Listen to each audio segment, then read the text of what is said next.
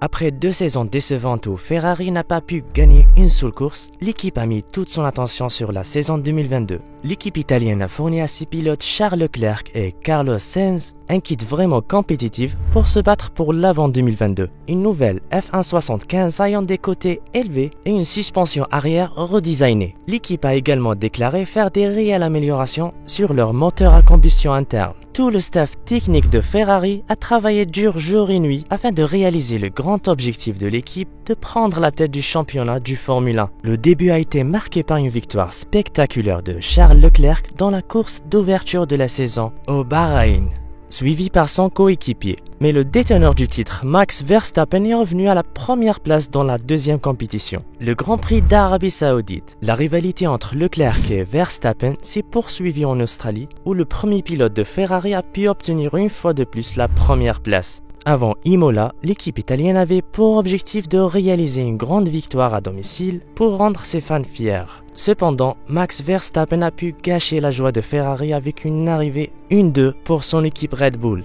Depuis, l'équipe autrichienne n'a pas bougé de la tête du classement. Max Verstappen et son coéquipier ont continué à monopoliser la première place du classement des pilotes avec le combat évident de Mercedes depuis le début de la saison. Red Bull s'est senti absolument à l'aise au premier rang. Pour surmonter ce retour en arrière, Ferrari a fait quelques améliorations sur sa F1.75 afin de reprendre la tête. Le directeur de l'équipe, Mattia Binotto, a déclaré que les améliorations pour l'Espagne étaient un package très important, mais ce n'était pas le plus important en 2022.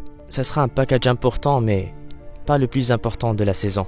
Ça sera une confrontation technique qui durera longtemps et ça ne sera pas une seule innovation qui fera la différence. Mais je pense aussi qu'à un moment donné, ils devront arrêter de développer, sinon on ne pourrait pas expliquer comment ils le font avec les limitations budgétaires. Mais avec tout ce travail, l'équipe n'a pas pu imaginer le scénario qui s'est produit à Bakou, une déception extrême. Les ingénieurs de l'équipe n'ont même pas pu trouver des réponses aux problèmes de moteur en Azerbaïdjan. Leclerc menait la course avant d'être obligé d'abandonner de façon prématurée en raison d'une triste panne de moteur. Scuderia Ferrari, qui travaillait pour revenir à la première place, s'est retrouvé confronté à un problème de voiture dramatique avec leurs 2 voitures. Malgré tout cela, Binotto pense toujours que son équipe fait la bonne stratégie. La dégradation monégasque ne s'est pas arrêtée là. L'équipe a été obligée de changer le moteur avant le Grand Prix du Canada. Le changement comprenait un 4e moteur à combustion, le 4e MGU-K, le 4e MGU-H et la 3e unité d'alimentation électrique. Ces modifications ont été qualifiées de risquées. En conséquence de cela, Charles Leclerc a reçu une pénalité de 10 places sur la grille de départ et a été relégué à la 3e place du classement des pilotes, derrière les 2 pilotes Red Bull. Leclerc a gardé un discours positif et s'est concentré sur le travail continu. Nous ne pouvons pas nous cacher. Évidemment, c'est difficile à prendre 3 courses d'affilée avec des problèmes et des erreurs, mais en tant qu'équipe, je pense que nous allons travailler extrêmement dur pour essayer de surmonter ces choses aussi vite que possible. Je pense qu'il est clair pour tout le monde que la motivation est encore extrêmement élevée. Nous travaillons extrêmement dur en tant qu'équipe et nous voulons juste revenir à la victoire aussi vite que possible. L'équipe continue de travailler dur et d'aller de l'avant pour revenir en tête. Cela signifie-t-il qu'il y aura d'autres améliorations pour sauver le Grand Prix de Grande-Bretagne? Sur quoi porteront ces améliorations? Le journal sportif italien La Gazzetta dello Sport a récemment rapporté que la F1.75 fera l'objet de plus de modifications pour la prochaine compétition ainsi que d'une actualisation de son unité d'alimentation. En poursuivant le travail sur leur voiture, l'alimentation sera principalement faite sur les parties électroniques et hybrides. Leclerc a maintenant un tout nouveau moteur, chose qui lui permet de dépasser son rival, le néerlandais Max Verstappen,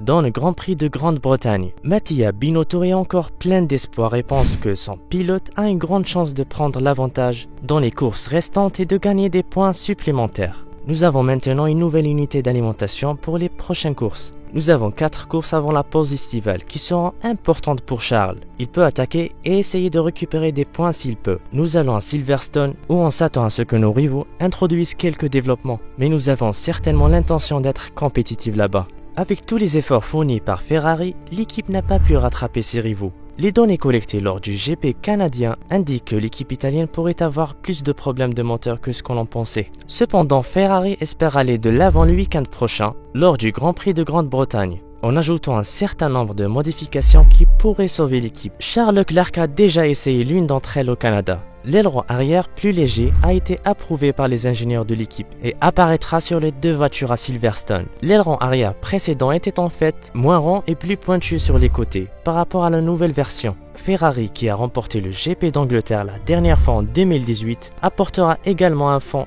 et un diffuseur modifié afin de réduire la déportance sur les lignes droites. L'équipe technique a minimisé la profondeur de la cuillère au milieu de la partie inférieure. Ferrari, comme Mercedes, travaille également sur la réduction du phénomène de martionnage en abaissant la voiture au sol, ce qui génère une force d'appui. Si vous aimez cette vidéo, pensez à vous abonner à notre chaîne et à activer la cloche pour recevoir toutes les dernières nouvelles. De l'autre côté, Carlos Sainz Jr., qui a pu obtenir la deuxième place au Grand Prix du Canada, n'est pas vraiment satisfait de ce score. Le pilote espagnol était extrêmement déçu de ne pas être capable de gagner sa première course en Formule 1. Le pilote, qui était très proche de la première place à Montréal, pense sérieusement à changer sa stratégie pour le reste de la saison. À l'approche du Grand Prix de Grande-Bretagne, l'équipe Ferrari avec ses deux pilotes Leclerc et Sainz a pour intention de se battre pour le titre face à son rival direct Red Bull. Je m'attends à ce que Red Bull apporte un grand développement à Silverstone.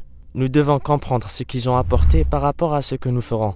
Cette déclaration semblait sarcastique aux fans de Ferrari. La plupart d'entre eux s'interrogent sur l'intérêt de la déclaration de Binotto, sachant que Red Bull a été en mesure de gagner 7 courses sur 9 jusqu'à présent avec peu de modifications sur leur voiture. En réponse à cette question, Christian Horner, le patron de Red Bull, a confirmé que son équipe n'apportera pas de modifications supplémentaires à sa voiture pour la course de Silverstone et son équipe vont probablement reporter toute modification à la fin de cet été. Nous n'allons pas apporter quelque chose comme ça. C'est une évolution très modeste. Les composants sont introduits au fur et à mesure qu'ils arrivent en fin de vie. C'est une forme de développement très différente de ce qu'on en a vu les années dernières. Horner a rapidement changé de sujet pour parler et insister sur le plafonnement du budget qu'il souhaite augmenter. Je sais que la FIA évalue la situation. Nous ne sommes pas l'équipe qui aurait plus de problèmes. Je pense que Mercedes et Ferrari ont des coûts plus élevés. Et si vous entendez parler d'équipes au milieu du tableau qui ne respecteront pas le plafond, je pense que vous comprenez que ce n'est pas le développement qui contribue le plus à ces coûts. Ce sont les coûts fixes des appels d'offres, des transports, de l'énergie, des utilités et de la fourniture des composants qui sont tous devenus stratosphériques.